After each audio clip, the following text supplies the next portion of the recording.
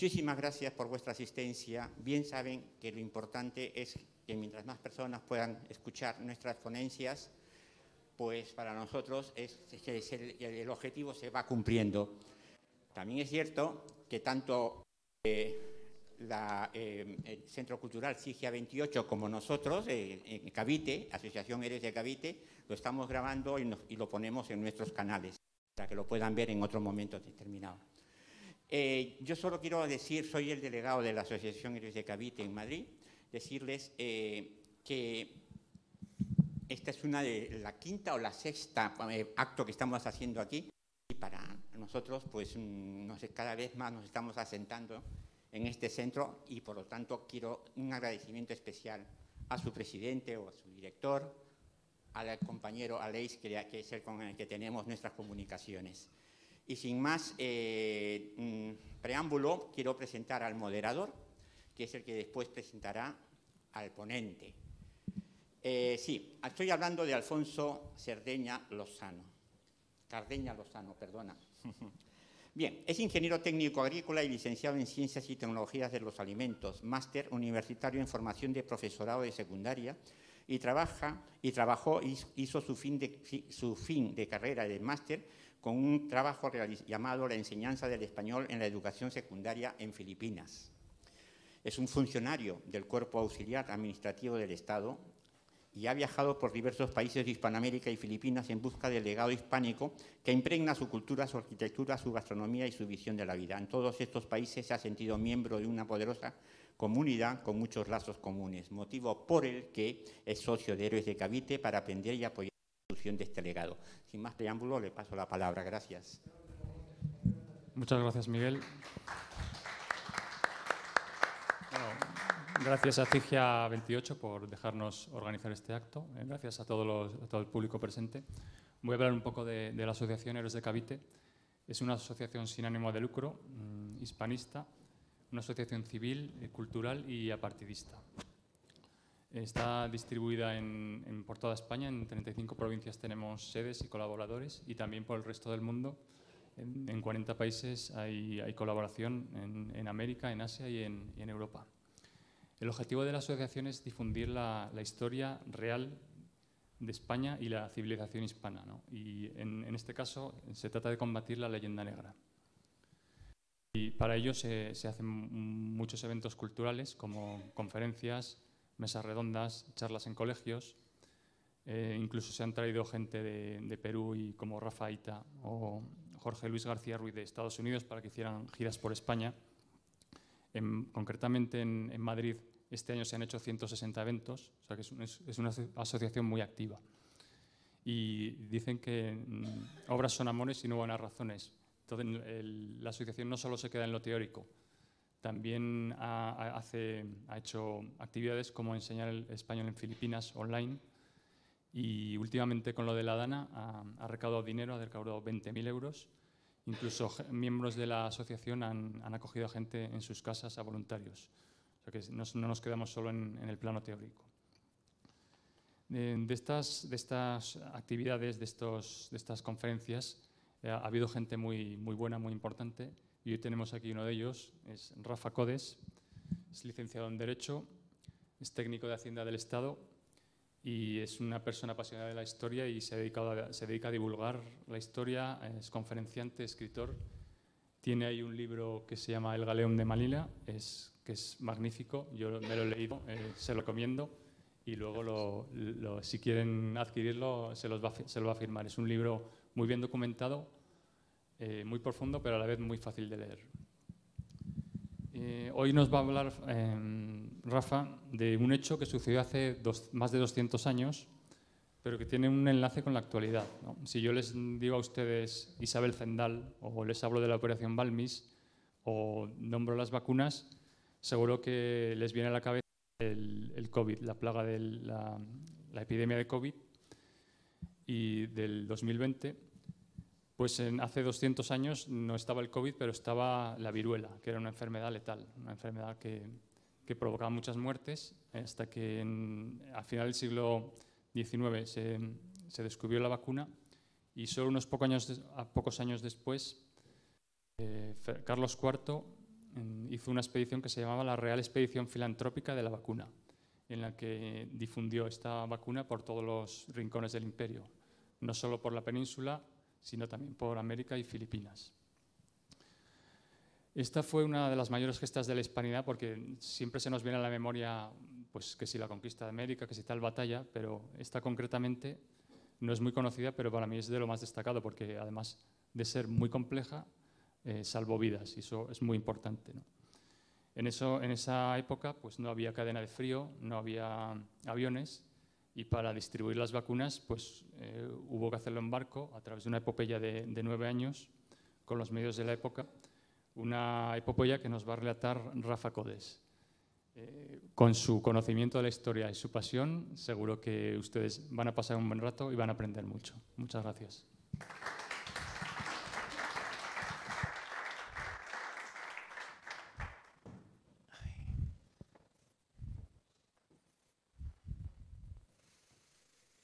Señoras, señores, antes de comenzar mi exposición, me gustaría que habláramos me gustaría con ustedes, y sobre todo me gustaría que esta charla fuera muy dinámica y si pudiera ser interactiva. Por eso, mientras yo esté hablando, si necesitan interrumpirme en cualquier momento, háganlo, por favor. Preguntas, cuestiones, opiniones en contrario, chistecitos, que también me ha pasado, también pueden introducirlos, no duden en interrumpirme. Entonces, quería empezar preguntándoles, ¿quién de ustedes ha oído de la viruela? Por favor, levanten la mano. Estupendo, la mayoría. Muy bien. Y ahora quería preguntarles, ¿cuántos de ustedes conocen exactamente lo que es la viruela? Sus síntomas, su periodo de latencia, sus consecuencias. Ninguno. Estupendo. Afortunadamente no sabemos lo que es la viruela, porque eso quiere decir que ya no está en nuestras vidas.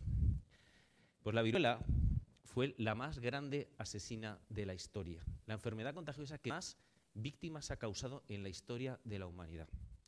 Tenía un periodo de latencia de 2 semanas y eso lo hacía especialmente peligrosa, porque en esas 2 semanas el enfermo ya era contagioso. Al cabo de 2 semanas empezaban las fiebres, el dolor de cabeza, el dolor de garganta, los vómitos, y a partir del 4.º día empezaban a desarrollarse unas pústulas llenas de pus en la piel, en la cara, en el cuerpo, por dentro de la nariz, por dentro de la garganta, en la faringe, incluso por dentro de las córneas, y era muy normal que quienes habían pasado la enfermedad quedaban ciegos por culpa del roce de la córnea con la pústula. A la 3.ª semana se sanaría, sí se sanaba, pero el 35% de las personas fallecerían por culpa de la viruela. Alfonso. Las fotografías son espeluznantes. Esta es una fotografía del siglo XX y aquí vemos un niño que no ha sido vacunado y un niño que ha recibido la viruela de la vacuna. Un hijo no es de los padres hasta que pasabas viruelas, se decía antiguamente. Esta enfermedad, como les digo, tenía una mortandad del 35%. Si ustedes recuerdan el COVID, recuerdan el temor, recuerdan la prevención cuando entrábamos en cualquier sitio, recuerdan el miedo a la muerte, pues hemos de decir que el COVID tenía una tasa de mortandad inferior al 2%, 35% la viruela. 7 millones de personas murieron por culpa del COVID en el mundo. En el siglo XX, en Asia y en África, existiendo desde hacía 200 años la vacuna, murieron 300 millones de personas. Ahí es donde nos da la dimensión de la enfermedad con la que nos vamos a enfrentar. La viruela se estima que nació aproximadamente hace 3.000 años en la India y ya existen marcas de viruela en el rostro del emperador del Ramsés V, siglo XII a.C. Ven perfectamente estas pústulas que tiene resecas. Estos son marcas de viruela. En el siglo XVI, la viruela ya había sustituido a la peste como la enfermedad más mortal, más temible en Europa, y viajó a México con Cortés. Pasa a la siguiente, por favor. Viajó a México con Cortés y viajó al Perú con Pizarro. Esto causó una auténtica debacle entre la población. Más del 90% de los indígenas morirían a causa de la viruela. Y es que todos los que estamos aquí, todos nosotros, descendemos de personas que han pasado la viruela, que han pasado el tifus, que han pasado la tuberculosis, que han pasado la tisis. Y eso nos ha hecho desarrollar una inmunidad que se transmite de padres a hijos. Estos indios carecían absolutamente de esa inmunidad.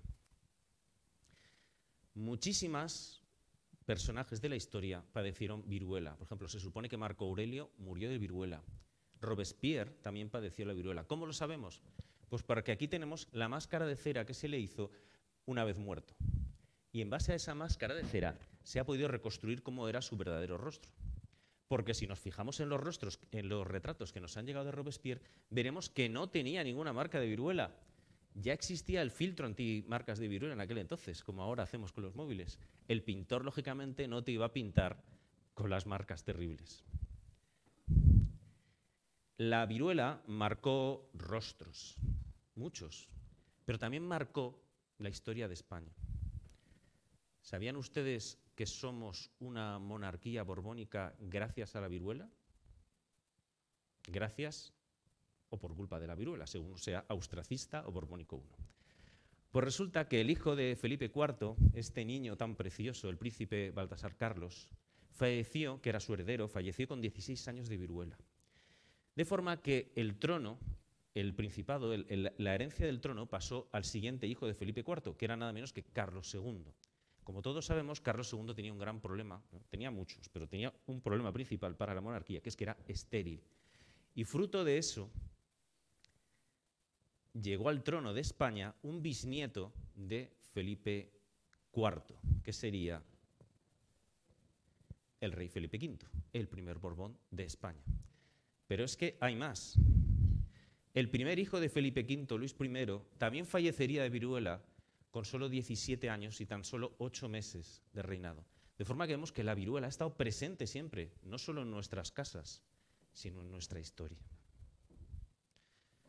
Buenas tardes, soy Rafa Codes y para mí es un gusto estar con ustedes esta tarde. Es un gusto volver a Cigia 28, muchas gracias. Es un placer compartir con ustedes esta tarde en que hablaremos de historia, hablaremos de filantropía y hablaremos también de ciencia. Pero sobre todo vamos a hablar de sentimientos humanos, porque van a ver ustedes que esta historia es una historia profundamente humana. Y van a ver como en aquella España de principios del siglo XIX, que hoy sabemos que caminaba con paso firme hacia el precipicio, tuvo lugar, destellando en las últimas luces de la Ilustración, una epopeya absolutamente deslumbrante, que debería estar escrita en la historia de la humanidad con letras de oro. Y cuando acabe de exponerles mi conferencia, me gustaría que me dijeran si he exagerado. Empezaremos hablando de cómo la humanidad se intentó proteger de esta viruela. Hablaremos de la variolización. Luego hablaremos del descubrimiento de la vacuna y finalmente hablaremos de lo que fue la expedición. El primer método que inventó la humanidad fue la variolización y se inventó, como no, en China. En el siglo XVIII, los chinos, la electricidad de la máquina de vapor ya lo habían inventado todo y también habían inventado esto. ¿Y qué es la...? No, retrocede, que estamos en China.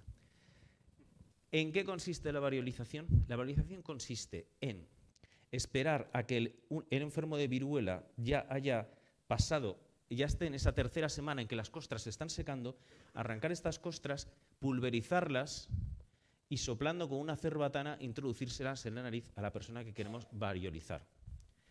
¿Qué pasaba? Que se suponía que en esa tercera semana el virus de la viruela ya estaba atenuado, de forma que esta persona iba a pasar unas viruelas menos graves de lo normal, podríamos decir.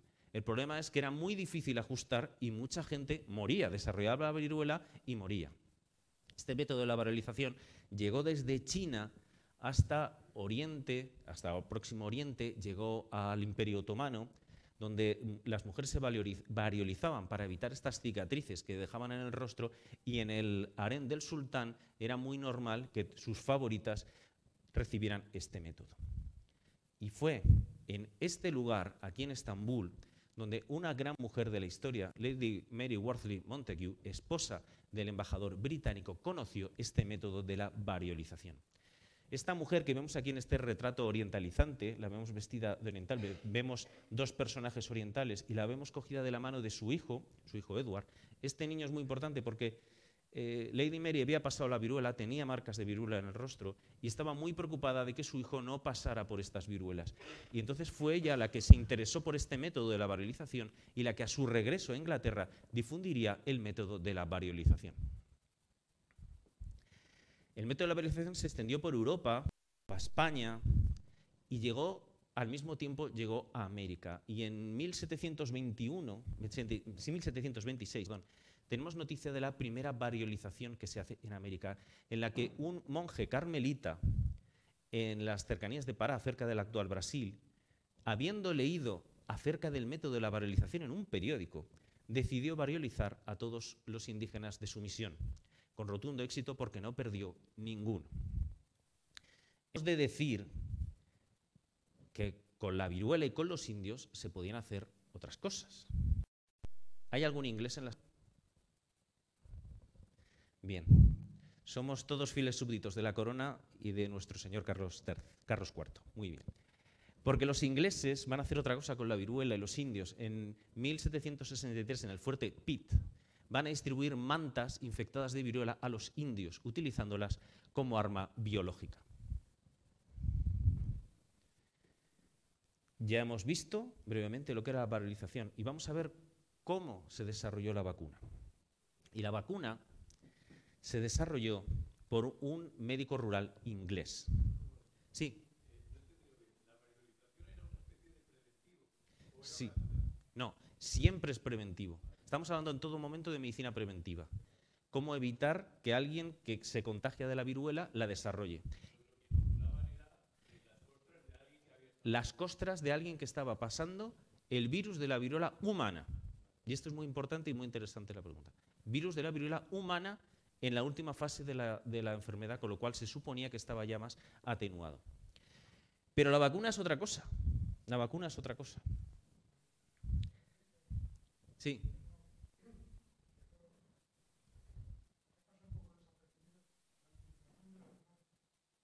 Bueno, sí. Bueno, sí. Los indios estaban atacando el fuerte Pitt y los británicos distribuyeron mantas con viruela para provocar una epidemia y quitárselos de encima, para eliminar la población indígena. Sí, por eso, como arma biológica. Estamos en la Inglaterra de finales del XVIII y hay un médico rural que escucha una leyenda que no podríamos decir que es urbana, porque en realidad, como es en el campo, es una leyenda rural. Y esa leyenda decía que las mujeres que ordeñaban vacas, que los niños que las llevaban a pastar, que con el trabajo del campo se hacían pequeñas heriditas en las manos, entraban en contacto en ocasiones con las pústulas que desarrollaba la vaca en sus ubres. Unas pústulas generadas por la viruela vacuna, es decir, la especialidad de la viruela que se desarrollaba en las vacas. Y que estas personas que contraían esta viruela vacuna, tras unos 10 días de fiebres relativamente ligeras, sanaban. Y entonces se había obrado el milagro, porque es que no solo quedaban inmunizados frente a las viruelas de la vaca, sino también frente a las viruelas de las personas, frente a la viruela humana. Este médico se llamaba Edward Jenner y decidió comprobar científicamente si esto era cierto. Para ello, realizó un experimento científico. Cogió al hijo de su jardinero, a este chaval, James Phipps, y le inoculó de una lechera llamada Elmes, le inoculó el virus de la viruela vacuna. Este niño pasó sus fiebres y sanó sin ningún problema. Perfecto. Pero entonces, a las 2 semanas, Edward Jenner le inoculó la terrible viruela humana. Durante un mes, la vida del niño, el prestigio como investigador de Edward Jenner e incluso su responsabilidad penal, porque lo podía haber matado, pendía de un fino hilo. Pero Edward Jenner examinaba cada día al niño y veía que iban pasando los días y las semanas y no desarrollaba ningún síntoma. Es decir, el niño había quedado inmunizado también contra la viruela humana. Y fue entonces cuando Edward Jenner decidió vacunar Y de ahí viene la palabra vacunar, porque este remedio provenía de las vacas. Obviamente a día de hoy la viruela de la vacuna no proviene de la vaca, ni ninguna de los que llamamos vacunas proviene de la vaca, pero como este remedio se originó a través de la vaca y la viruela fue la primera que lo utilizó, llamamos vacunas a todos estos medios preventivos. Pues como digo, fue entonces cuando Edward Jenner decidió inocular de viruela a su propio hijo. Y eso que Edward Jenner es el padre de la inmunología y uno de los grandes benefactores de la humanidad, pero vemos que los experimentos los hacía con gaseosa, ¿verdad? Porque los hacía con el hijo de su jardinero. Edward Jenner,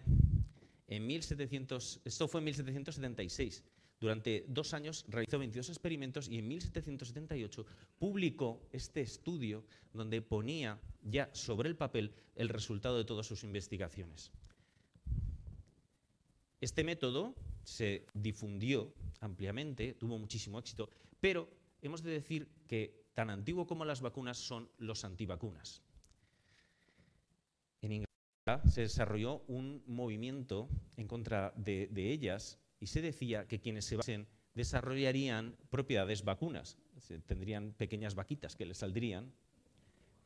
Incluso la Iglesia anglicana hablaba de promiscuidad entre hombres y bestias al introducir un líquido, un fluido proveniente de un animal en una persona. Esta ilustración es todavía más ilustrativa. Aquí vemos a los propagadores de la vacuna con cuernos y rabo introduciendo niños en los fauces de una vaca que está desarrollando la viruela, ahí tienen las pústulas, y que defeca a su vez estos niños ya con cuernos y rabo. Mientras los antivacunas bajan desde el templo de la sabiduría armados para defender a la humanidad. Así que vemos que los antivacunas son antiguos como la vacuna. Pero lo cierto y verdad es que esta vacuna tuvo mucho éxito, este método tuvo muchísimo éxito y se expandió por toda Europa. Y aquí tenemos este precioso cuadro del doctor Jean-Louis Salibert vacunando a un niño, donde vemos este niño vemos que está pasando todavía estar de la enfermedad, le está cortando, le está sajando la pústula. Esto se hacía con una lanceta, que es un pequeño bisturí, porque hasta 1844 un médico irlandés, Francis Rhind, inventa la jeringuilla.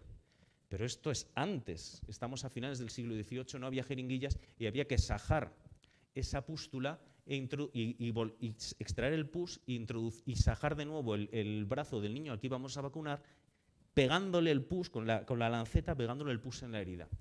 Y aquí tenemos una alegoría, el remedio, vemos al niño vaquero con las vacas al fondo. ¿Pasa? Hemos de decir que ni Edward Jenner ni ninguno de los que le sucedieron sabían en realidad qué estaban haciendo. Conocían la base científica de la vacuna. Conocían que la viruela era producida por un virus, el variola virus, la viruela humana, cuya estructura es muy parecida al de la viruela vacuna. Y por eso, una vez introducida la viruela vacuna en una persona, se generaban unos anticuerpos que protegían también contra la viruela humana. Pero desconocían absolutamente el razonamiento científico, porque sepan ustedes que las bacterias se descubren en Holanda en el siglo XVII, sí, pero no se sabía nada más de ellas. No fue hasta 1882 cuando Robert Koch descubre la relación que existe entre las bacterias y la enfermedad. Se sabía sin conocer la existencia de esto, que es un virus. Cuando Louis Pasteur descubre la vacuna de la rabia, desconocía que estaba producida por un virus, el virus de la rabia. Lo sospechaba, pero no sabía. No será hasta 1898 cuando Ivanovsky y Bejerin descubrirán finalmente el patógeno más pequeño, que es el virus.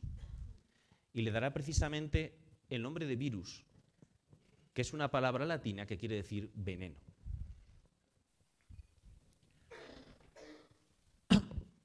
El remedio, como digo, llega rápidamente a España. Y fijámonos, Edward Jenner ha publicado su estudio en 1778 y rápidamente llega a España. Esto es una real cédula por la cual se manda a poner en práctica en los hospitales y casas de misericordia, y demás que inmediatamente dependan de la real munificencia del rey, es decir, de la real generosidad, o sea, todas las casas que dependan del rey de beneficencia, el método para la inoculación de las viruelas en la forma en que se expresa.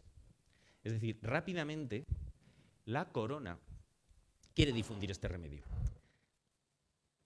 Pero ahora vamos a ver algo que a mí me resulta fascinante. Y es que, miren ustedes, una de las cosas más interesantes de estudiar la historia es descubrir cómo tantas veces nos han transmitido unos prejuicios que no son ciertos. Y una de ellas es la de una iglesia española del siglo XIX absolutamente intolerante a la ciencia. Porque esto es el Seminario de Agricultura y Artes dirigido a los párrocos. ¿Y qué es esto? Pues es un seminario, una revista de publicación semanal que se distribuía ante todos los párrocos del imperio, desde Teruel hasta Manila y desde Sonora hasta Chile. Y esto era un método de información ¿a quién? A quien sabía leer, que eran los párrocos de cada pueblo. ¿Y para qué? Para que lo difundieran en el púlpito después de la misa. Y aquí se difundían, están los usos del añil, cómo fomentar el cultivo de la cebolla, qué hacer ante una mordedura de la rabia. Incluso la clasificación de la química de Lavoisier, la primitiva tabla periódica, está aquí en el Seminario de Artes y de Agricultura y Artes a los párrocos. ¿Se pueden imaginar ustedes a un párroco en el púlpito hablando a unos indios en Paraguay de la tabla periódica? Pues es real, es real. Esto pasaba en aquel imperio. Pues en esta publicación se incluye ya la vacuna. En este año tan temprano, si puedes volver un momento atrás. En 1799, en el Seminario de Cultura y Artes ya está indicada cómo hay que vacunar. Pasa adelante, por favor. Finalmente, como digo, el método de la vacunación pues, va a triunfar absolutamente y aquí tenemos este cuadro de Vicente Borrás, vacunación, donde vemos a las madres. Las madres van a ser siempre la salvaguarda de la familia y me gustaría que se fijaran en lo que hay aquí. Esto es un ternero. Efectivamente, se vacunaba directamente de la ubre de la vaca. Se extraía el pus directamente de la vaca y se vacunaba directamente a los niños. El de Aliber se vacunaba de un niño a niño.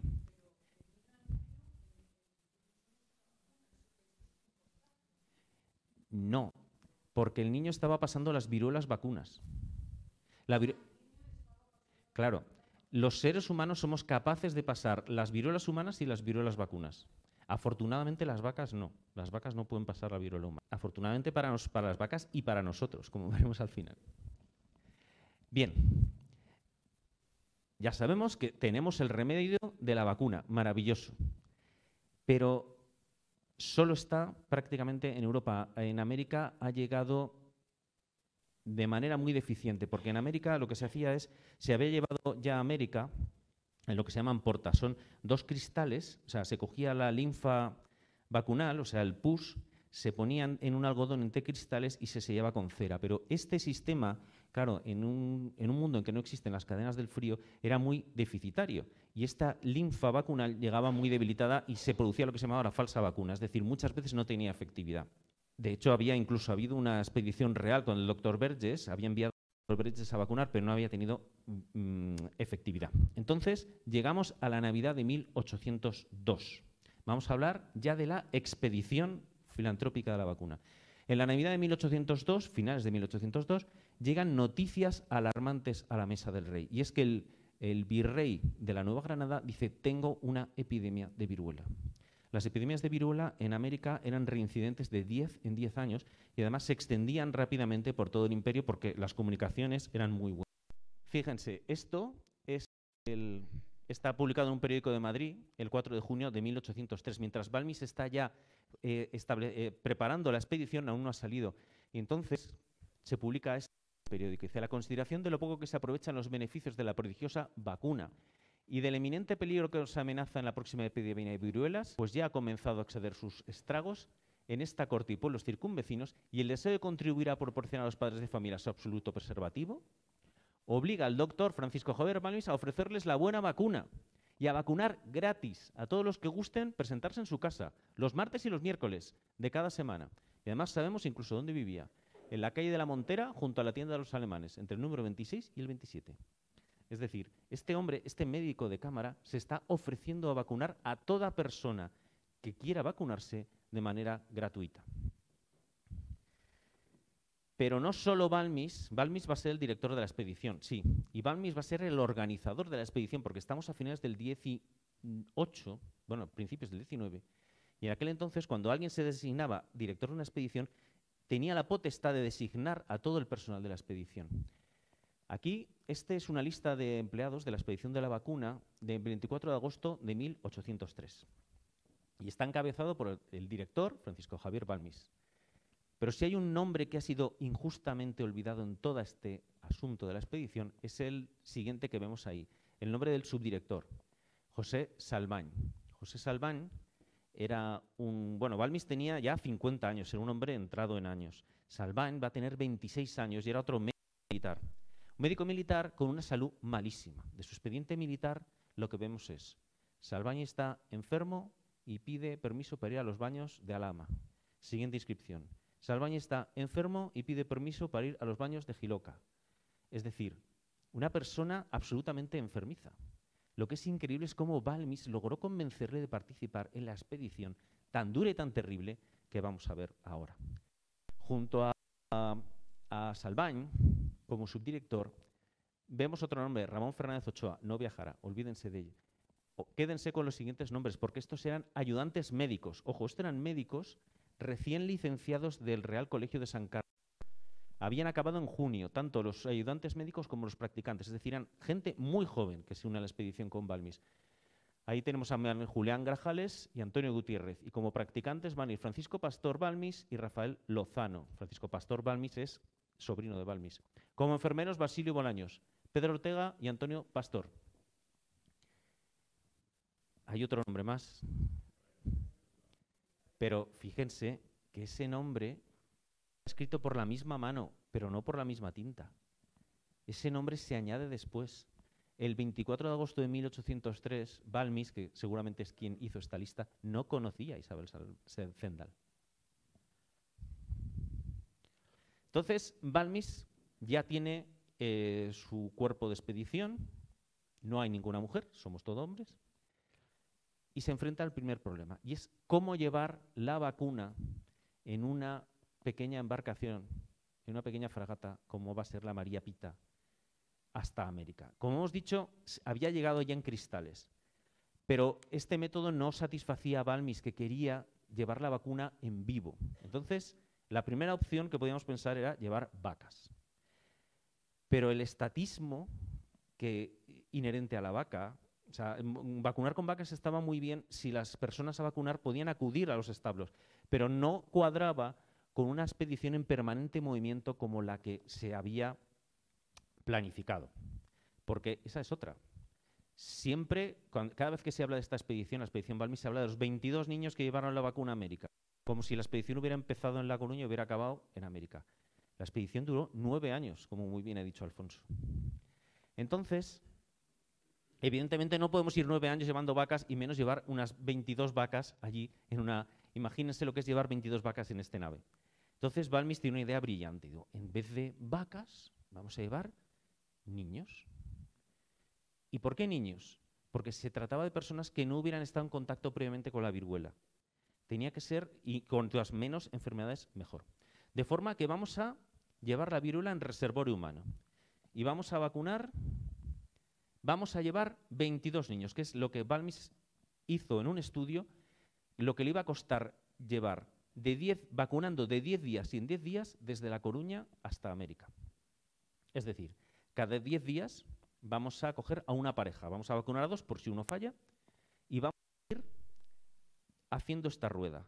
Vamos a establecer en el barco 3 partes, una con vacunados, otra con no vacunados todavía y otros que han pasado ya la vacuna. Y de esta manera vamos a ir llevando, como digo, en reservorio humano la vacuna. El tratado traducido por Balmis a mí me parece fabuloso, porque fíjense en este maravilloso. Como sabemos, una vez aparecen las fiebres, al 4.º día sale la pústula, ahí lo pone, progresión de los granos vacunal desde el 4.º día hasta el 15 en su tamaño y color natural, o sea, es exactamente lo que aparecía. Y vamos bajando, y en el 10.º día, que está en el brazo del niño, pone ahí, es en el momento en que hay que sajar esta pústula y pasarla a la siguiente pareja de niños. Está también explicado que yo creo que cualquiera de nosotros cuando lleguemos a nuestras casas podríamos vacunar a nuestros hijos directamente habiendo visto este grabado, porque es fabuloso. Bien, necesitamos niños. El problema que tenemos es que pocos padres van a estar dispuestos a ceder a sus hijos para que vayan al otro lado del mundo, para que vayan a América en una expedición tan dura. Entonces Balmis se le ilumina la luz y dice, ahí están las casas de expósitos, los huérfanos, los más desvalidos entre los desventurados, aquellos a los que nadie quiere. Cientos, miles de niños existen en esas casas que nadie reclama, y ellos van a ser quienes lleven la vacuna. Este cuadro es maravilloso, este cuadro es de Sorolla, se llama Triste herencia y muestra a unos niños del Hospicio de San Juan de Dios, este es un hermano de San Juan de Dios, llevando a los niños a que se bañen en la playa de Valencia. Pues estos niños van a ser los que lleven la vacuna. Los niños serán la vacuna, realmente. De todos los elementos de la expedición, el barco, la tripulación, el director, los médicos, los únicos imprescindibles eran los niños. Y hemos de ver a los niños desde un punto de vista incluso logístico. Hemos de pensar que en el momento en que no tuviéramos niños vacunados, todo el esfuerzo, todo el dinero invertido se iba a ir al garete. Pues bien, Balmis parte de Madrid, la expedición filantrópica empieza en Madrid, parte de Madrid con 6 niños llevando la vacuna del Hospital de los Desamparados y llega hasta La Coruña, donde van a prepararse para embarcar hacia América. Van a estar un mes aquí en La Coruña. Y cuando Balmis llega, lo primero que hace es ir a buscar más suministro logístico, más niños. ¿Y dónde los va a buscar? A la Casa de Expósitos del Hospital de la Caridad de La Coruña. Ya no existe, por desgracia, porque hubiera sido muy bonito hacer un museo. Pero va a esta casa. ¿Y quién se encuentra en esta casa? A Isabel Zendal. A Isabel Zendal. ¿Quién es Isabel Zendal? Pues Isabel Zendal era hija de era de Ordes, una parroquia de la provincia de La Coruña, hija de 2 campesinos en cuya certificado de función dicen ser de solemnidad. Incluso su nombre durante muchísimos años no estaba claro. Esta placa, donde pone Isabel López Gandalia, esta placa estuvo en La Coruña desde el año 71 hasta el año 2017, porque no se sabía realmente que su nombre era Zendal. ¿Por qué? Porque el apellido Zendal no es gallego. No existe el apellido Zendal en Galicia, salvo en Ordes. Posiblemente sea un apellido inglés o irlandés, posiblemente sea Sendal. Isabel, siendo ya muy joven y muy pobre, viaja hasta La Coruña y entra a servir en una casa.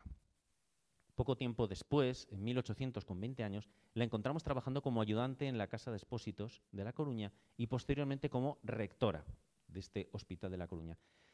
Pero este título de rectora es harina que hemos de tamizar fino, que no nos deslumbre ese título. Era un empleo absolutamente miserable. Fijémonos que Isabel cobraba 50 reales, pero es que la lavandera cobraba 100. O sea, era un oficio... De hecho, su sueldo se completaba con unas libras de pan de peneira. El pan de peneira es pan negro. Ahora en aquel entonces era el pan más ínfimo que había, el más pobre. Pues incluso tienen que completar su sueldo. Y de hecho, en todos los documentos de la Casa de Expósitos no aparece ni su apellido. Siempre se refieren a ella como Isabel. ¿Y por qué? ¿Por qué Balmis decide incorporar a Isabel Zendal? Esa es la pregunta. Pues muchas debieron ser las visitas de Balmis en ese mes. Muchas debieron ser las horas en las que conversó con Zendal, en las que le vio tratar a los niños con su dulzura, sus formas maternales, pero también su disciplina, porque Balmis toma la decisión de incorporarla. Y es que Balmis se había dado cuenta de que hacía falta una mujer en esa expedición. ¿Por qué? Pues porque era imprescindible mantener separados a los niños. No podían producirse contagios antes del momento del que tocaba para cada pareja de niños. Es decir, era necesario tenerlos separados y al mismo tiempo impedir que se rascaran las pústulas, porque si el grano se desbarataba ya no nos valdría para la siguiente vacunación. En mi opinión personal, cuando Balmis fue a La Coruña y llegó a la casa de Expósitos y vio lo que eran 22 niños juntos, le cogió un pachungo y dijo, vamos a ir con una guardia ambulante y necesitamos a alguien que cuide de los niños. Necesitamos a una mujer. Y allí estaba Isabel Zendal.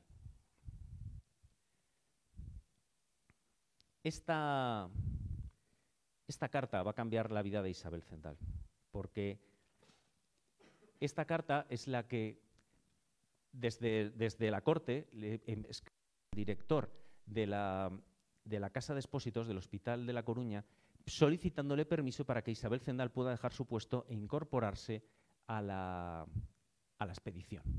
Y es muy interesante porque dice, conformándose con el rey la propuesta de vuestra majestad y del director de la expedición destinada a propagar a la India la inoculación de la vacuna, permite su majestad que la rectora de la Casa de Expósitos de esta ciudad sea comprendida en la misma expedición en clase de enfermera, con el sueldo y ayuda a costa de los enfermeros, para que cuide durante la navegación de la asistencia y aseo de los niños.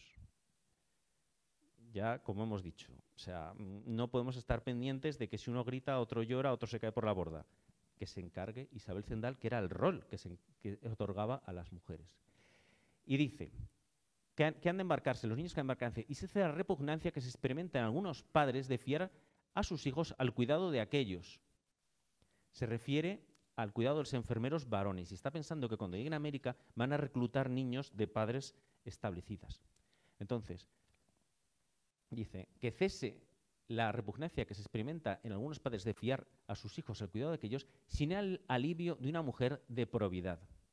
Y esta palabra probidad es muy importante. Probidad quiere decir honradez. Y lo que nos está diciendo esta carta era algo que todos conocían. Lo que nos está diciendo es que una mujer, si es de actuar recto e íntegro, es honrada, incluso aunque sea madre soltera. Porque Isabel Zendal era madre soltera. En muchos sitios leerán que Isabel Zendal adoptó a Benito, pero no. Aquí tienen la partida de bautismo de Benito, un niño que nació a las 3 de la mañana, hijo natural de Isabel Zendal Gómez, soltera, que recibió el nombre de Benito.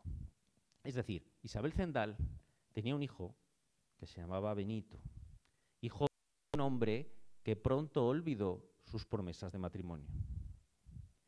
Y ahora hemos de ponernos en el lugar de Zendal. Vive en esta ciudad, que es La Coruña, habitantes a principios del siglo XIX, y es pobre y madre soltera.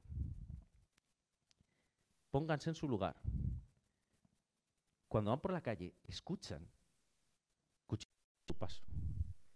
Cuando entran en algún local, en algún comercio, ven las caras de complicidad. Sienten que lleva una mancha encima, una mancha que nunca se va a poder borrar mientras viva en esa ciudad. Y lo que es peor, esa mancha también la lleva su hijo. Es madre soltera. De pronto se produce algo fascinante. Nada menos que un médico de corte aparece en el hospital, en la Casa de Expósitos, donde trabajas, y te ofrece unirte a la expedición, multiplicando tu sueldo por 14 mientras estés en la expedición y por 7 en una pensión vitalicia el resto de tu vida. Y además la posibilidad de abandonar Galicia. Por fin partimos, y partimos de La Coruña en el 30 de noviembre de 1803. Pasa la siguiente. Pasa la siguiente porque esta partida, durante muchísimos años la expedición realmente desconocida, pero fue una noticia en aquel entonces. Esta es la Gaceta de Madrid, lo que era el primigenio BOE, y aquí vemos de la noticia. Dice, ayer partió de este puerto de La Coruña la corbeta María Pita, llevando a su bordo los individuos de la expedición filantrópica destinada a propagar en América y Filipinas el precioso descubrimiento de la vacuna. Y quiero que vean, sobre todo que se fijen aquí, que dice que va a llegar a Filipinas y sobre todo a China. Este detalle a mí me parece muy interesante porque es que estamos hablando de filantropía en estado puro, no estamos hablando de a nuestros súbditos para evitar perder contribuyentes. Estamos hablando de propagarla por el mundo entero, a China, y así deberá la mitad del globo un don tan inestimable a la bondad y liberalidad de nuestro soberano. La expedición no dejó ningún detalle al azar y el propio Consejo de Indias envió una circular aviso a los virreyes y gobernadores de que iba a llegar la expedición y de que debían de prestarle ayuda. Y aquí, en este texto, se expone absolutamente todo. Se expone quiénes van a ir, se dice sus nombres, toda la trayectoria. Y aquí, a mí me hace mucha gracia porque yo trabajo en la administración y mandamos correos. Y esto realmente es exactamente igual que un correo electrónico de hoy. Está el texto del correo y luego correo con copia a España, al virrey del Perú, al virrey de Buenos Aires, al virrey de Santa Fe, al gobernador, no veo bien, al gobernador de Guatemala, al gobernador de La Habana. Es realmente exactamente el mismo modelo que se sigue a día de hoy. Vale, llegamos a Canarias. Primera etapa.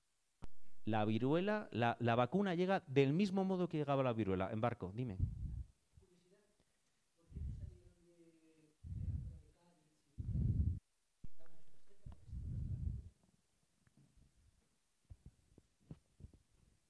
Esa es una pregunta muy buena. Galicia es una zona tradicionalmente aislada. De hecho, el AVE y las autovías siempre, las últimas en llegar, llegan a Galicia. De forma que las epidemias de viruela en Galicia eran mucho menores, precisamente por esta dificultad. Y Balmis quería personas, niños, que no hubieran pasado la viruela. Aparte que el índice de abandono de niños en Galicia era del 40%, cuando en el resto de la península del 25%. De forma que iba a ser mucho más sencillo conseguir esposa. Por estos dos motivos, y es lógico, siempre dices, ¿por qué no fueron por Cádiz, como era lo lógico y normal? Por estas dos razones, por el aislamiento y por la de expósitos. Llegamos a Canarias. Sí. Pues es la segunda vez que me lo preguntan. No he conseguido, no lo dice nadie explícitamente. De hecho, en todos los textos hablan de los niños, los niños, los niños. Y yo creo, tengo mi opinión personal, la dureza del camino era tal, y hasta hace muy pocos años, y esto yo lo he escuchado, supongo que todos los que estamos aquí hemos escuchado el sexo débil, que en la mente de las personas de finales de principios del 19 eran niños porque iban a ser mucho más resistentes a la dureza del camino y a las enfermedades que iban a ir contrayendo. Porque a lo mejor iban a tardar más tiempo en volver y las niñas a lo mejor en un momento determinado podían desarrollar. Y entonces eso iba a traer problemas. También muy buena, también podía ser. Aparte, entonces era más seguro un niño que una sí, niña, porque sí, se quitaban esos problemas. Sí, bueno, tradicionalmente sabrás que en la mar, los marinos decían que una mujer a bordo siempre traía mala suerte. Sí. No es que trajera mala suerte, ya. Es que los hombres perdían la cabeza por la mujer. Y eso generaba problemas. O sea, efectivamente, por eso... Pues yo creo que un poco, pues debe ser un poco por las dos cosas. El caso es que siempre se habla de niños varones, siempre. Nunca hay ni una niña. Muchas gracias. Bueno, sí que hay 3 niñas que luego las veremos.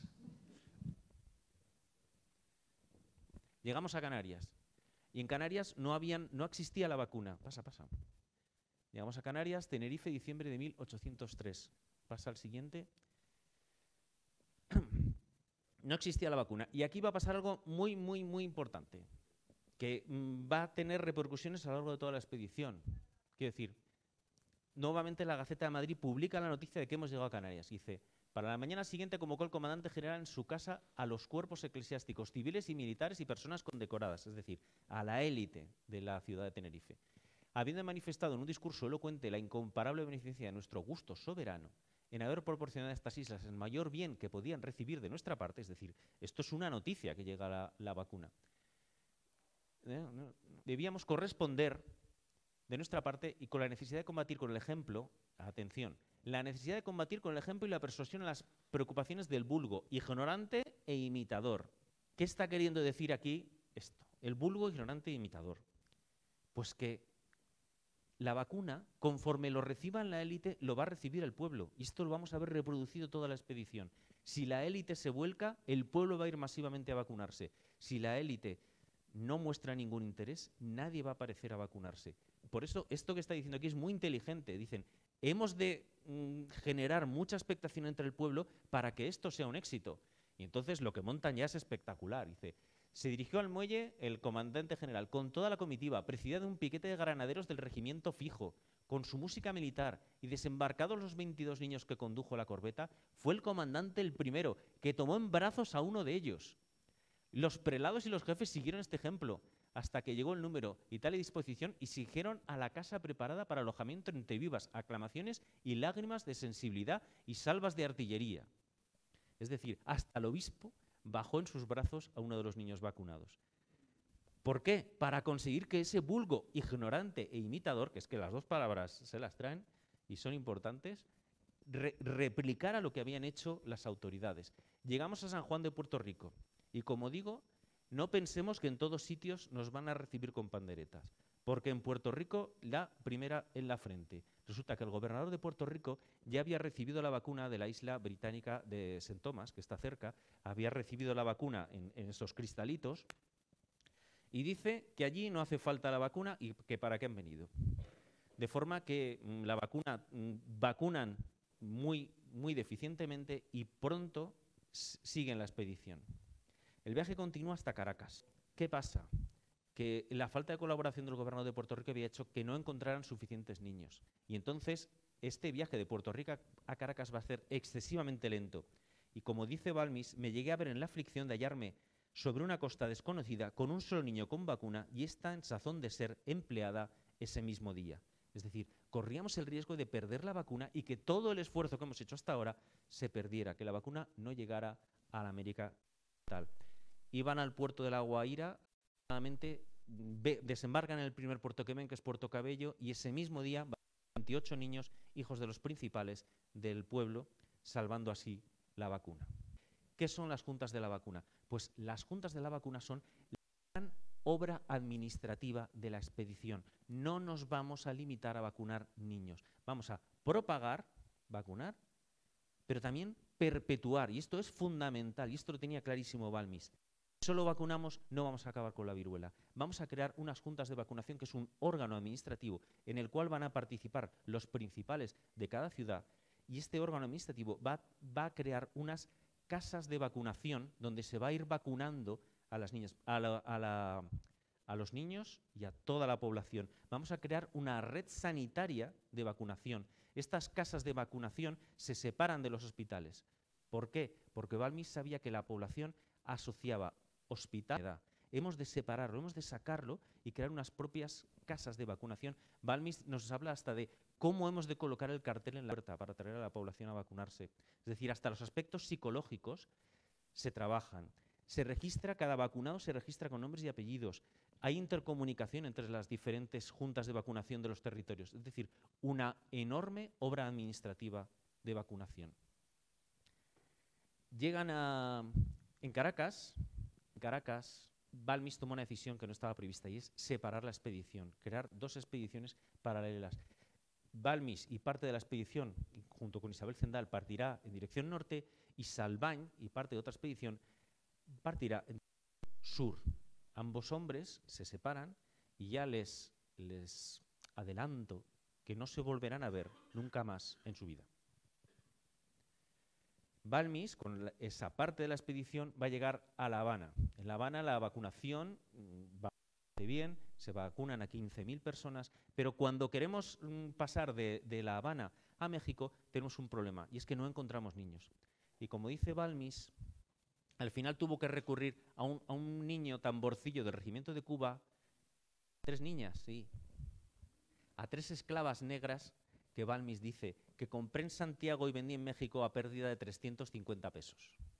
Y aquí vemos el siglo XIX en toda su dureza. Aquí vemos las niñas esclavas llevando la vacuna. Tocamos puerto al México en Sisal, en Yucatán, pero la expedición sigue. La expedición se desplaza después hasta Mérida y ahí hay una nueva subdivisión. El sobrino de Balmis se separa. El sobrino de Balmis va a llegar hasta Chiapas. En Chiapas, por primera vez, empiezan a pagar ya a familias y vacunará en Guatemala, en Chiapas, toda esta zona sur de México, vacunando a 20.000 personas. El resto de la expedición llegará hasta Veracruz. A Veracruz llegan enfermos todos. Balmis escribe que cree que tiene fiebre amarilla y rápidamente, porque en Veracruz pasan otra vez de él, absolutamente, decide ir a México, a la Ciudad de México. Él tenía muchísima ilusión en México porque México era la gran urbe económica de la hispanidad, la mayor ciudad de la hispanidad. Parte para México asciende hasta los 2.200 metros que hay de altitud que hay entre Veracruz y México, 93 días de camino andando con los niños vacunando de brazo en brazo. Es decir, solo esto, para que veamos, solo esta pequeña parte del camino, son 93 días, 3 meses de larga caminata. Llegamos a la Ciudad de México y ahí nos encontramos con, de nuevo, la indiferencia más absoluta. Yo pienso que si toda historia tiene un héroe, necesita un supervillano. Y aquí es donde nos vamos a encontrar con el supervillano, con el virrey Iturrigaray. Porque el virrey Iturrigaray, que por cierto era cuñado de Godoy, ya había recibido la vacuna y había vacunado a sus amigos y familiares y a la corte virreinal, pero no había extendido más allá la vacuna. Y el virrey le dice que, pues lo mismo que en Puerto Rico, que no hacen absolutamente ninguna falta allí. Con todo, va a crear la Junta de la Vacuna de la Ciudad de México. ¿Por qué? Porque vemos que pese a que las autoridades desconfíen o no le presten atención al método, siempre van a crear las juntas de la vacuna. ¿Por qué? Porque es el propio rey el que ha ordenado crear estas juntas y no van a osar desobedecer al monarca. Desde esta Ciudad de México, Gutiérrez va a hacer otro viaje hasta Celaya, hasta Zacatecas, llegará hasta el norte, hasta Durango y Guadalajara. Es decir, van a ir vacunando por áreas, van a distribuirse para ir cubriendo todo el territorio mexicano lo más posible. Finalmente abandonarán México, bastante decepcionados. Dice Balmis en México que la indiferencia de la población es desconsoladora. El primer día que vacunaron en la Ciudad de México, vacunaron a 7 personas, el segundo a 9. Es decir, vemos cómo se cumple siempre la máxima de que si la autoridad responde a la vacuna, la población responderá. Y si la autoridad ignora la vacuna, la población lo ignorará. En Puebla, el obispo de Puebla se vuelca y hablamos de 12.000 vacunados. Pero llega el momento de seguir adelante, porque la expedición desde que partió ya tenía previsto ir a Filipinas. ¿Qué pasaba en Filipinas? Pues Balmis nos dice: en el imperio chino reinan constantemente las viruelas, de donde siempre nos ha venido su contagio a Filipinas, causándonos la más cruel carnicería. Y aquí tenemos al virrey Iturrigaray. La relación entre Balmis y el virrey fue siempre pésima, como corresponde a un hombre absolutamente entregado a su causa y alguien que no comprende la magnitud de la empresa. El virrey había puesto todo tipo de trabas a Balmis y el paso a Filipinas iba a ser una excepción. Le dice el virrey que necesita, porque tenían que ir con el galeón de Manila. Esto es importante porque fijémonos que para ir de La Coruña a América habíamos ido en taxi, habíamos fletado un barco. Pero ahora íbamos a ir en transporte público, íbamos a ir en el galeón de Manila, con todos los problemas que supone viajar en transporte público. El virrey dice que necesita el galeón para llevar tropas. Entonces Balmis se enfurece, remueve Roma con Santos hasta conseguir dar con el capitán del galeón que va a partir y le arranca el compromiso de hacerle un hueco en el galeón. Pero si testarudo era Balmis, testarudo era Iturrigaray. Y le dice que si tiene noticia de que la vacuna haya llegado a Filipinas, que le va a prohibir expresamente viajar hasta Filipinas. Afortunadamente llega una fragatilla desde Manila y dice que la vacuna no ha llegado. De forma que ya no pudo seguir negándose y el 8 de febrero de 1505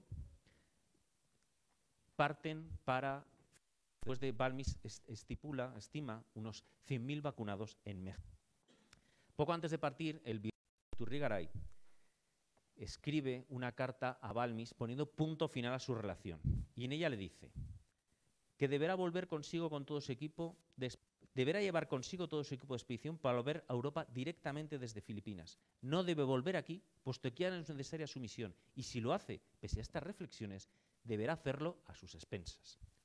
Tales fueron las últimas palabras cargadas de acritud que el virrey Iturrigaray dedicó a Balmis. Este es el listado de los 26 niños mexicanos que atravesaron el Pacífico con Balmis, entre 5 y 6 años de edad. Todos bajo condición de devolución. La última nota lo pone, todos estos niños han sido cedidos bajo condición de que se devuelvan a América. Se cumplió estrictamente esta norma. El viaje en el galeón de Manila, como no podía de ser de otra manera, fue de bronca constante de Balmis contra el capitán. Y es que nada de lo prometido lo cumplió el capitán. Balmis había pagado pasaje de primera mesa para los niños. En aquel entonces los pasajes en barco no eran por camarotes, sino por cómo se comía. Y había pagado primera mesa, la comida superior para los niños. El capitán les daba carne de res enferma y legumbres rancias. Por otro lado, había prometido unos espacios amplios para poder tener los niños separados. Un cuartucho donde estaban hacinados y Balmis, los niños se asustan porque ven correr las ratas por encima de ellos. Fue tal el hacinamiento que fue imposible prevenir los contagios y los niños se acabaron contagiando. Llegó a haber hasta 7 niños desarrollando la vacuna al mismo tiempo. Y si no llega a ser, este barco tardó solamente 5 semanas, un auténtico récord, la vacuna se hubiera perdido pese a los esfuerzos de Isabel Zendal, que viajaba en el galeón. No así, se quedó en Puebla, se quedó con el obispo de Puebla. Y llegamos a Manila. En Manila, de nuevo, nadie va a recibirles, van al ayuntamiento, Balmis dice que les alojan en unos espacios miserables, pero, de nuevo, aunque la alta autoridad no es consciente de la trascendencia, las autoridades medias, podemos decir, sí que lo son. Y el deán de la catedral y el sargento mayor de la guardia difunden rápidamente el remedio y en agosto, habíamos llegado en abril, en agosto ya Balmis estima en 9.000 los vacunados. Pero Balmis está cansado. Balmis arrastra una disentería desde Nueva España y Balmis ya tiene 52 años y ya está decidiendo volver. Y va a volver por la zona del Índico. Evidentemente, por América no podía volver porque ya le había dicho el virrey que no volviera. Balmis va solo, por primera vez va solo con 3 niños. Isabel Zendal se va a quedar Isabel Zendal y todo el equipo médico, que eran muchos más. Bueno, 4 más. Se va a quedar en Filipinas y él va a partir hacia Macao. En Macao, de nuevo, la travesía desde Manila a Macao fue terrible. Y Balmis nos dice: en pocas horas desmanteló un tifón la fragata con pérdida de 20 hombres extraviados. No había entre nosotros uno que no esperase por momentos ser sepultados entre las olas. Pero ni en hallarme solo para la asistencia de los niños, por primera vez no viaja Isabel Zendal, va solo, ni la falta de fuerzas fueron capaces de postrarme. Empezó a serenarse el tiempo y en el momento, arrostrando los evidentes riesgos de piratas y ladrones chinos que inundan estos mares, verifiqué mi desembarco en una pequeña canoa llevando en mis brazos a los niños, con los que aseguramos nuestras vidas y la preciosa vacuna. Este pequeño texto nos resume un poco el espíritu de aquellos expedicionarios. Balmis llega a Macao, en Macao vacuna, porque el obispo de Macao le apoya mucho, pero después de un breve tiempo en Macao, vamos a llegar nada menos, por fin, a China. Vamos a llegar a China. ¿Pero qué pasa en China? A ver, por primera vez no estamos en el Imperio Español, por primera vez no estamos ni siquiera en un país amigo como es Portugal, estamos en un mundo absolutamente diferente, con unos esquemas mentales absolutamente distintos. Las autoridades chinas no entendieron a Balmis. La población desconfió absolutamente de ese extranjero y su extraño método y prácticamente no pudo vacunar. Se dedicó esos 6 meses a aprender medicina china y a dibujar 300 láminas botánicas que todavía están en el Botánico de Madrid. Balmis vuelve a Macao y finalmente inicia regreso. Y estando en Macao, escribe al ministro de Gracia y Justicia poco antes de embarcar. Y conociendo el carácter áspero y complicado de Balmis, una persona poco dada al halago, cobran mayor valor las palabras que dedicó en emocionado recuerdo, al borde del llanto, lo dice él, dedicó a sus subordinados en la expedición. Dice: permítame, vuestra excelencia, el desahogo mis lágrimas, que no pueden menos que saltarme al pensar en los méritos tan distinguidos y lo muchísimo que se han esforzado estos miserables en servir a su majestad. Pobres, enfermos y faltos de deseo, aún del preciso muchas veces, no han perdonado fatigas ni riesgo por servir a nuestro augusto soberano. A continuación, Balmis, después de esta mención de los miembros de la expedición, destaca un nombre, solo uno. Y dice: la miserable rectora, con el excesivo trabajo y rigor de los diferentes climas que hemos recorrido, perdió enteramente su salud, infatigable día y noche, ha derramado todas las ternuras de la más sensible madre sobre los 26 angelitos que tiene a su cuidado en Filipinas, del mismo modo que lo hizo en La Coruña y en todos los viajes, y los ha asistido enteramente, en sus continuas enfermedades. Estos 26 angelitos son los que hemos visto en la lista, y de todos ellos, más que el de La Coruña, más imaginemos 2 niños cada 10 días, estamos hablando de cientos de niños, cuidó infatigable día y noche Isabel Zendal. Balmis sabía que en su trayecto desde la India, Macao, pasaría por la India y llegaría a la pequeña isla de Santa Elena, situada en el Atlántico Sur, allí donde sería desterrado muy poco tiempo después.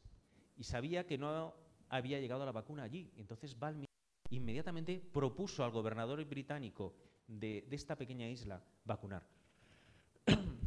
El gobernador inmediatamente desconfió, pero Balmis, haciéndole ver que en el fondo se trataba de un remedio británico, descubierto por un inglés, al final aceptó y vacunó a todos los niños de la isla.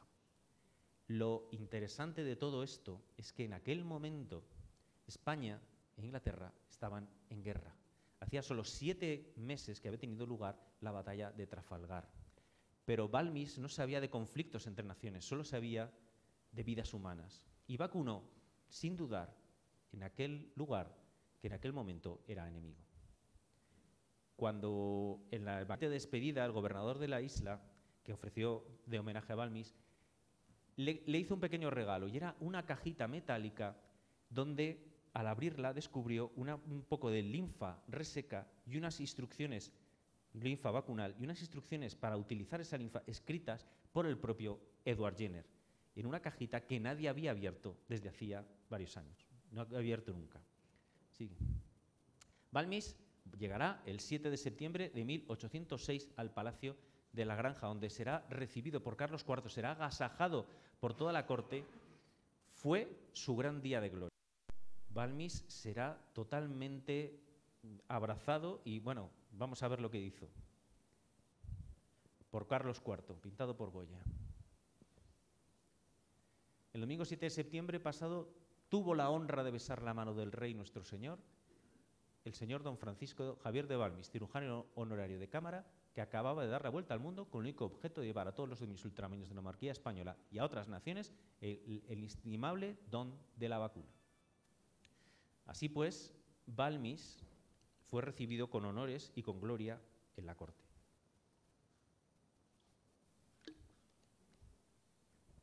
Pero no podemos olvidar que ese mismo día en que Balmis fue coronado como emperador de la filantropía por el rey, el equipo que le había atravesado a Filipinas estaba vacunando, seguía vacunando. Incluso Pastor, su sobrino, Francisco Pastor, y el enfermero Ortega estaban en aquel momento vacunando en las Visayas, que son las islas estas del centro.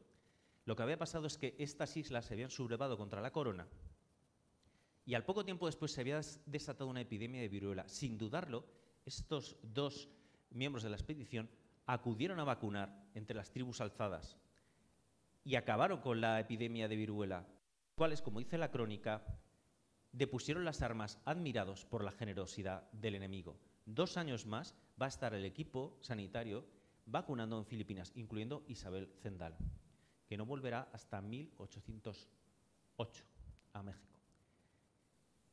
Pero si alguien ha sido absolutamente olvidado, es este hombre, José Salvañ. José Salvañ, vamos a ver rápidamente qué pasó con él. José Salvañ se separa en Caracas y lo primero que va a tener es un naufragio, va en camino de Cartagena de Indias, tiene un naufragio en el río Magdalena. Durante 4 días van a quedar varados en la orilla con los niños, logran alcanzar la orilla, pero van a estar 4 días hasta que los rescatan y, consecuencia de ese naufragio, va a perder un ojo. Salvañ va a quedar tuerto. Llegarán a Cartagena de Indias y en Cartagena de Indias Salvañ va a separarse del otro médico, que era Manuel Julián Grajales, y lo que van a hacer va a ser hacer una subdivisión, van a ir separándose y juntándose. Grajales va a ir por la costa y Salvañ va a coger el camino más duro, el más difícil, va a ir por la montaña, recorriendo el camino real del Inca, recorriendo toda la cordillera de los Andes. Se juntarán en determinadas ciudades y se volverán a separar. Y así hasta el final de la expedición. Llegarán a Santa Fe de Bogotá, este es Salvañ, va a ir por el interior, llegará hasta Lima. De nuevo nos encontramos pues con toda una aventura, ¿no? O sea, hay un pueblo donde Salvain tiene que salir literalmente corriendo porque los indios dicen que es el anticristo y lo quieren matar. Y tiene que salir corriendo con su enfermero.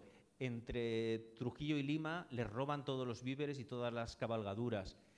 En algunas ciudades, como la ciudad de Cuenca, peruana de Cuenca, van a ser recibidos con bailes de máscaras, iluminación general y corridas de toros y caballos durante 3 días, como dice la crónica. En otras, como en Lima, que ya había recibido la vacuna en cristales, la indiferencia será absoluta. Salvain, que ya sabemos que tiene una deficientísima salud, subirá vomitando sangre camino de la actual Bolivia. En aquel momento, tanto Salvain como los niños se verán obligados a ser portados por sillas. Este método de las sillas era bastante habitual en América. Esta foto es de Chiapas de los años 40. O sea, no estamos hablando de hace tanto tiempo cuando se utilizaba este método. Salvain llegará hasta La Paz, 3.650 metros de altitud. Este hombre de una salud tan terrible. Y allí escribirá a Balmis y le dará cuenta de cómo ha vacunado en la Nueva Granada, de cómo ha vacunado el Virreinato del Perú. Él estima que ha vacunado a 197.000 personas y le da cuenta de su intención de seguir vacunando en Chile. Pero este 21 de julio de 1810, ya en Cochabamba, Salvain, enfermo de difteria, de malaria, de tuberculosis, tuerto y con una muñeca inmovilizada desde hace tiempo con una caída, este Salvain su cuerpo dirá que ya no puede más y morirá en Cochabamba. Durante 7 años, Salvain recorrió 18.000 kilómetros. El nombre de José Salvain está incluido entre los mártires de la historia de la medicina.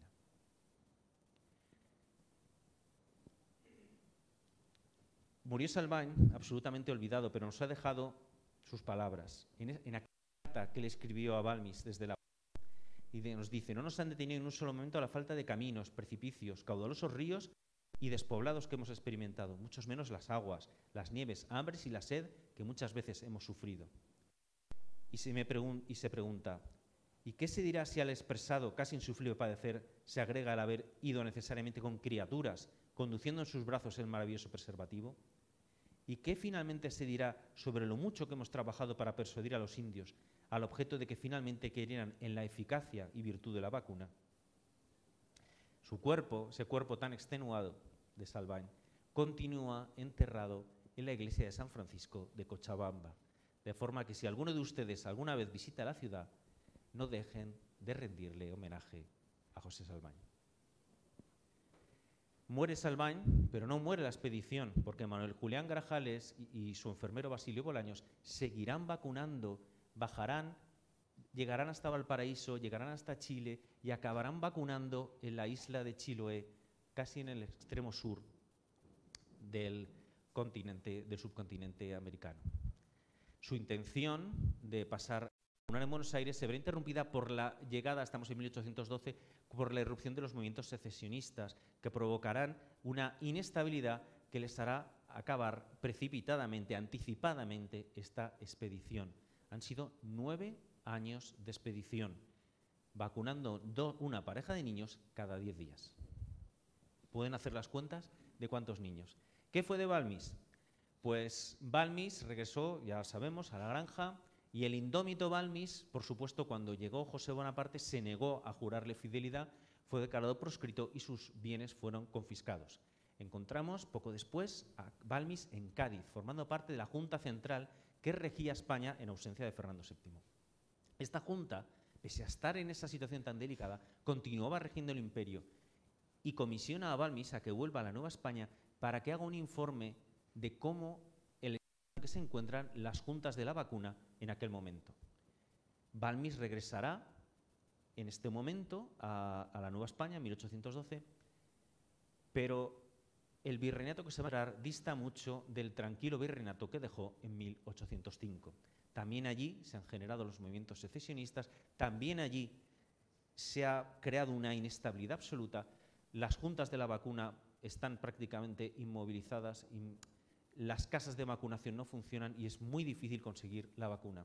Profundamente decepcionado, Balmis regresará a España. Consecuencia de este desastre, la viruela no se eliminará de América hasta 1957. Poco después, Balmis morirá y su nombre y el recuerdo de su expedición se irá borrando de la historia. El tremendo y convulso siglo XIX español hicieron que nadie reivindicara su nombre. Hasta hoy. La viruela, el más terrible de los mensajeros de la muerte, dejó de serlo en 1980. En 1967, la OMS inició una campaña de vacunación masiva en África y en Asia, últimos lugares donde todavía estaba activa la viruela. Y en 1977, Ali Maomalin, este muchacho somalí, fue el último enfermo conocido de la historia que tuvo la viruela. Cuando sanó, y una vez hubieron pasado después 3 años, en 1980, la OMS declaró oficialmente extinguida la viruela del mundo. De la eterna lucha del hombre contra la enfermedad, la viruela es la única de las enfermedades contagiosas que ha sido eliminada. Aquí vemos los directores del programa de la OMS que sujetan una revista. Pasa. Y esta es la portada de la revista. La viruela ha muerto. Por primera vez la que moría era la viruela y no las personas. A partir de 1980, en 1980 la OMS obligó a todos los laboratorios que tenían muestras de viruela a destruirlas, conservando solo 2, una en Georgia, en Georgia, y otra en Moscú. Y además, en aquel mismo año finalizaron las vacunaciones por viruela, de forma que los menores de 44 años a día de hoy no están vacunados contra la viruela. No quiero alarmar a nadie, pero si alguna vez alguien utilizara la viruela como arma biológica, íbamos a tener un problema. Y por cierto, esta escarificación que tenemos en nuestro hombro, muchos de nosotros, es el último recuerdo de la viruela. La expedición de Balmis fue algo excepcional. Fue excepcional a nivel humano, filantrópico y médico. Por eso queríamos que estuviera presente en este libro, porque además viajó a Filipinas en el galeón de Manila. Fue una expedición absolutamente universal. Universal en sentido geográfico, porque vimos que recorrió el mundo entero, pero universal también a nivel humano. Se vacunó por expreso deseo del monarca de manera gratuita, sin distinguir de pudiente, indio de criollo, enemigos indígenas alzados contra la corona o ingleses en guerra. Hemos de pensar que estábamos en el siglo XIX, no estamos en el siglo XXI, no había grandes industrias farmacéuticas capaces de producir cientos de miles de vacunas, no había cadenas logísticas de distribución, no había cadenas del frío, solo había barcos de madera y niños caminando a pie. Se calcula en cerca de 1 millón los vacunados, bien por la expedición, bien por las juntas de vacunación. Pero más allá de este inmenso número de vacunados, la gran aportación de la expedición filantrópica a la vacuna fue la demostración práctica de que el método para eliminar las enfermedades contagiosas eran las vacunaciones masivas preventivas. Y más cuando la OMS ha dicho que las vacunas son la mayor conquista de la medicina. Es decir, España tiene el orgullo de haber sido pionera en medicina preventiva a nivel mundial. Les decía al principio que esta expedición yo pensaba que debía estar escrita con letras de oro en la historia de la humanidad. Pero es que no solo lo digo yo. Alexander von Humboldt, el viajero prusiano, hay quien dice que espía, dijo: este viaje permanecerá como el más memorable en los anales de la historia. Pero dejemos que no sea Humboldt ni sea yo quien acabe esta charla, dejemos que sea el propio descubridor de la vacuna, Edward Jenner, porque en 1806, poco después de regresar Balmis a la península, escribió a su amigo el reverendo Didier. Y en esa carta le decía: no imagino que los anales de la historia nos proporcionen un ejemplo de filantropía tan noble y extenso como este.